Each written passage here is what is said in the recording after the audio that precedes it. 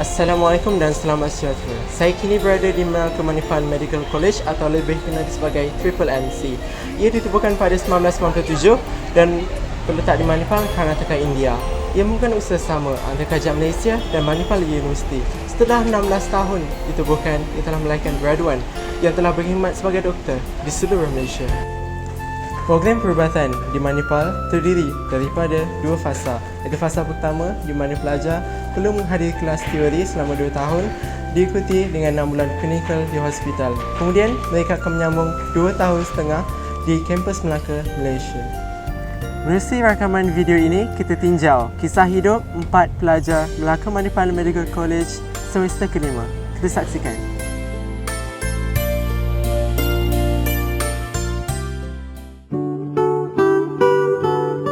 Sebelum menjejakkan kaki ke bumi Manipal, nyatakan 3 ayat yang bersesuaian dengan diri anda. Mengapa? Bismillahirrahmanirrahim. Rasanya sebelum sampai Manipal, 3 perkataan lah yang saya boleh describe. Lost, drowning, loser. Dulu tak bergantung dengan family sangat lah. Kita punya relation tak berapa rapat. So most of the time masing-masing dalam family macam hidup masing-masing lah. Tak bergantung semua lain. Yang kedua, dulu saya selalu buat kerja. Sebabnya satunya saya susah nak menolak lah. Macam let's say bila someone else suruh buat kerja apa-apa kan, saya terus terima lah. Dan yang ketiga, saya rasa dulu saya ni seorang yang pendiam, tak banyak bercakap. Kalau apa-apa yang berlaku pun saya macam biar je lah. So, yang pertama, saya merasakan diri saya ni ignorance. Saya hanya berada dalam kepompong hidup sendiri, tidak mengetahui apa yang berlaku. Even kat Malaysia sendiri saya tak tahu apa yang berlaku. Saya hanya follow the flow.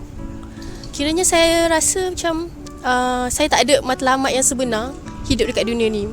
Saya hanya hari ni belajar and then seperti biasalah, seperti robot, bangun pagi and then pergi kelas and then balik, makan, tidur. So semua tu kadang-kadang saya rasa bosan juga, tapi saya keep ulang benda yang sama. Yang ketiga, saya ni jenis yang banyak bercakap, tapi saya banyak bercakap benda-benda yang sia-sia. Kiranya hari tu kiranya ceria dengan gelak tawa, tapi meaningless lah. Mungkin 3 ayat yang boleh nak describe diri saya sebelum masuk Manipal ni. Saya rasa impulsif, curious, dan sikit egoistik lah saya rasa. Impulsif sebab saya rasa waktu tu orang kata tengah muda lagi. Jadi setiap benda yang kita encounter dalam hidup kita, kita nak react, kita nak cuba. Dan sama untuk curious lah. Macam waktu zaman tu, zaman yang saya rasa paling banyak saya di-expose dan belajar dengan benda-benda baru. Zaman tu semua benda saya, kalau boleh saya nak tahu lah, dari baik pada yang buruk dan juga yang baik lah. Dan ego waktu tu sama lah, sebab muda kan. Orang kata opinion saya rasa sentiasa betul lah compare dengan opinion orang lain. Dan benda tu selalu melibatkan saya dalam perkara-perkara yang menimbulkan masalah mungkin.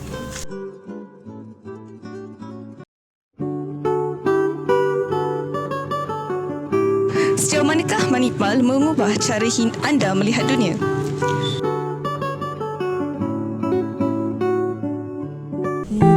Rasanya tak semesti Manipal kot, tapi Allah takdirkan saya datang ke Manipal kan. Nak katanya dekat Manipal lah tempat saya mengenal Allah tu sendiri. Kat sekolah belajar je Allah ni Tuhan, tapi tak betul-betul faham sebab mungkin tak kenal Allah tu siapa sebenarnya kan. Dan di sinilah tempat yang betul-betul saya merasai Allah tu sendiri. Dan kat sini jugalah dengan mengenali Allah tu macam-macam perkara yang sebelum ni kita tak tahu. Kita tahu, dan bukan sekadar tahu, tapi kita cuba untuk tukarkan dia. Rasanya tarbiyah tu lah kot yang mengubah diri saya yang sebelum ni kepada yang sekarang. Setelah datang ke Manipal kan, perspektif saya kepada dunia ni lah yang telah berubah ya. Ialah saya rasa macam dunia ni bukan kita yang punya lah. So bila kita rasa macam tu, kita akan menghargai lah, dan kita akan act like it's not our own lah. Sebenarnya Manipal telah mengubah cara saya pandang dunia 360 degree. Which is dulu saya tak pandang dunia ni secara menyeluruh. Saya hanya memandang kalau hidup saya okey, then it is okay. Kalau family saya okey, then it is okay.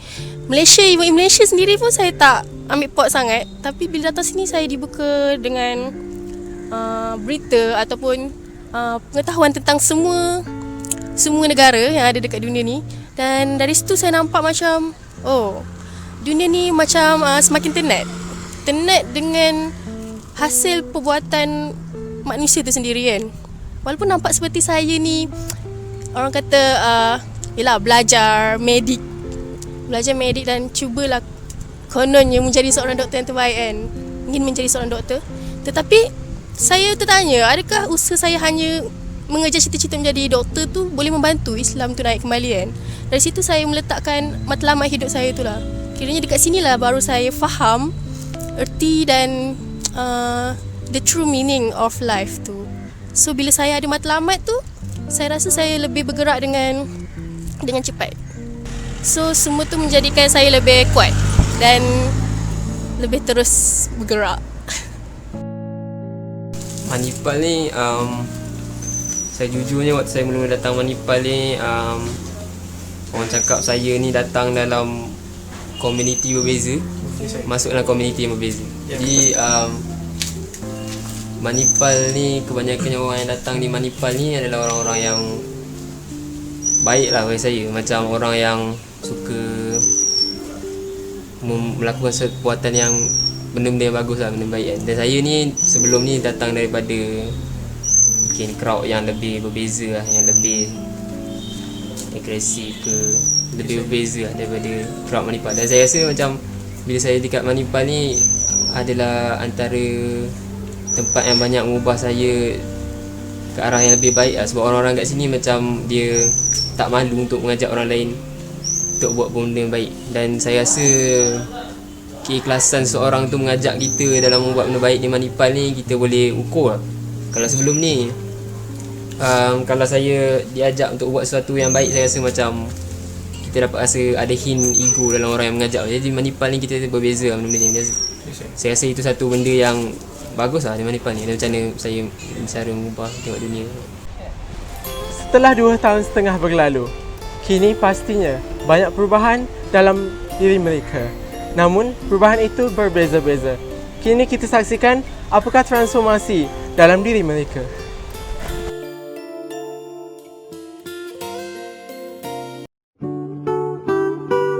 Ternyata, Manipal telah memberikan impak yang banyak pada diri anda. Apakah 3 perkataan yang anda rasa bersesuaian dengan diri anda sekarang?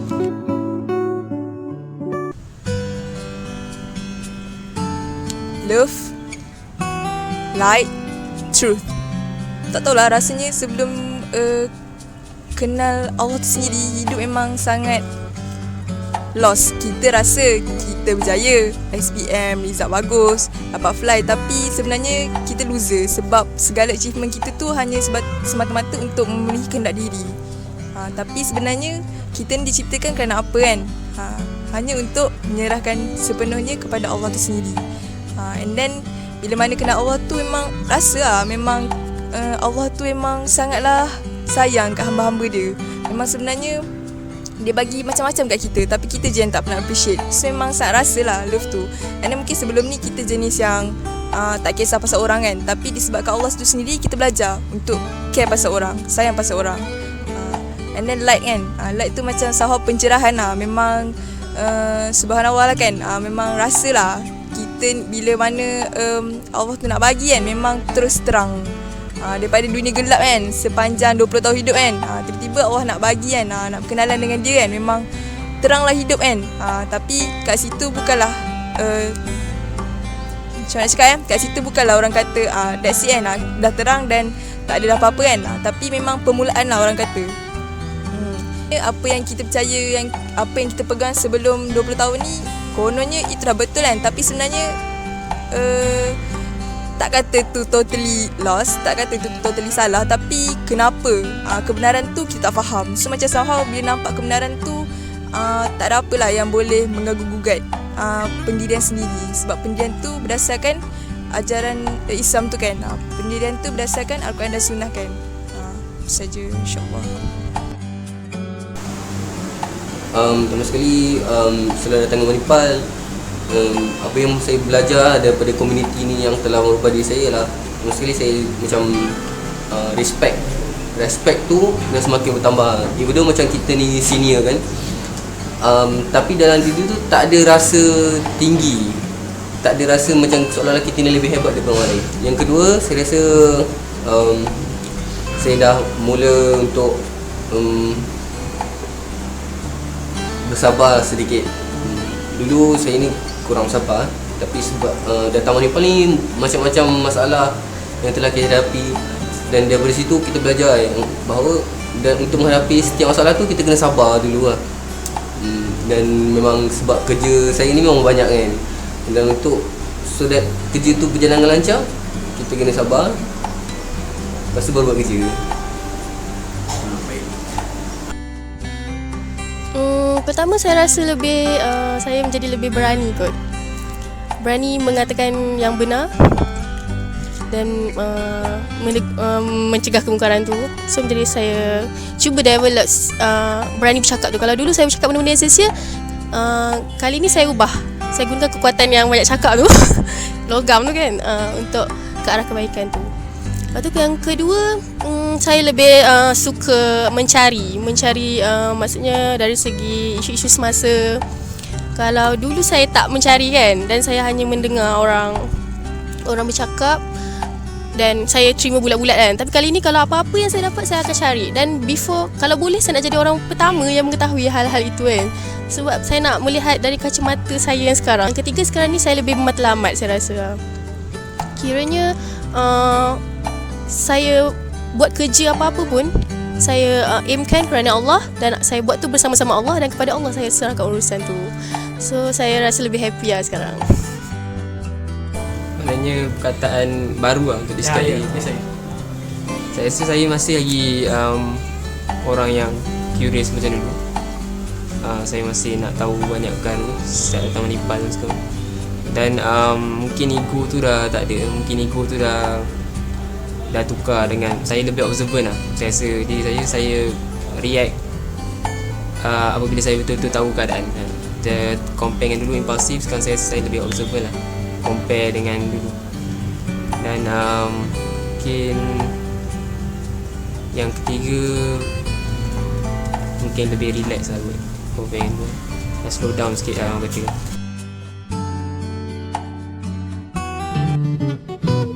Andai kata Doraemon mengajak anda untuk memasuki laci mesin masa di rumah Nobita untuk kembali ke masa 2 tahun yang lalu, barangkali apakah kata-kata hikmah atau nasihat yang ingin anda berikan kepada diri anda ketika itu?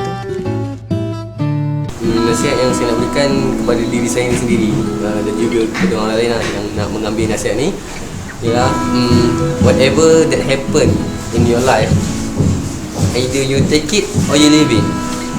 If you leave it, you got nothing, but then don't blame it. And you take it, you keep it, and you use it, then you move on. That's all. Oh, Doraemon datang Okay, kalau saya diberi peluang, walaupun nampak macam mustahil kan, tapi ni hanya soalan kan. So saya akan katakan pada diri sendiri, wahai diri, janganlah terus tidur kan, bangkitlah. Buka mata besar-besar, lihat dunia ni. Sebab sebenarnya hidup kau ni bukan hanya diri kau, tapi kau hidup ni dengan tanggungjawab kan, dengan tanggungjawab yang Allah beri tu. Dan apa-apa pun yang kita buat tu, kita mestilah kerana Allah tu balik kan. Sebab sia-sialah kalau apa yang kita buat tu hanya untuk mencapai matlamat kita tu, tapi kalau bukan kerana Allah je, benda-benda yang besar menjadi kecil. InsyaAllah, rasanya tu je. Dululah yang juga Doraemon, tapi rasanya segala yang Allah susun dalam kehidupan kita, itu memang dah cantik. Walaupun kita rasa benda tu buruk kan, memang kalau imbau kembali masa silam 20 tahun yang sudah kan, memang sedih lah juga. Tapi rasanya apa yang Allah susunkan, kenapa kita berada pada waktu tu kan, itu adalah untuk menjadikan kita lebih baik kan. Itu untuk menjadikan kita lebih faham nilai Islam tu bila mana kita dah betul-betul faham Islam tu. Mungkinlah rasanya itu adalah yang terbaik untuk diri sendiri. Mungkin kalau Allah campakkan diri yang dalam keluarga yang memang baik-baik belaka kan, daripada kecil sampai sekarang, mungkin kita tak dapat rasa kan perasaan di gelumang jahiliah tu, perasaan tidak mengenal Allah tu sendiri. So bila mana kita dah merasa kan benda-benda tu, kita lebih faham dan akan lebih hargai hidayah dan nikmat yang Allah berikan ni. So bila mana kita hargai, kita akan cubalah berusaha tarik orang lain. Dan rasanya memang takkan ada pesan apa-apa lah kot untuk diri sendiri, sebab aturan Allah tu memang cantik. Tak apa ke? So memandangkan soalan ni melibatkan karya famous daripada Jepun, jadi saya nak jawab dengan satu lagi karya daripada Jepun. Ada seorang penulis ni, Haruki Murakami, pernah mengatakan apa yang kita adalah apa diri kita hari ini ibarat ombak, dan setiap ombak yang kecil-kecil ni akan menolak sesuatu ke pantai, dan sesuatu tu adalah kita. Jadi setiap small and insignificant event yang berlaku dalam hidup kita eventually membentuk kita. Jadi kalau saya ada peluang untuk balik dan cakap balik dengan diri saya pada masa lampau, mungkin saya akan cakap yang kita kena sentiasa macam optimistik dan teruskan buat apa yang kita rasa betul, sebab eventually semua benda yang small and insignificant benda tu akan amount to something bigger yang akan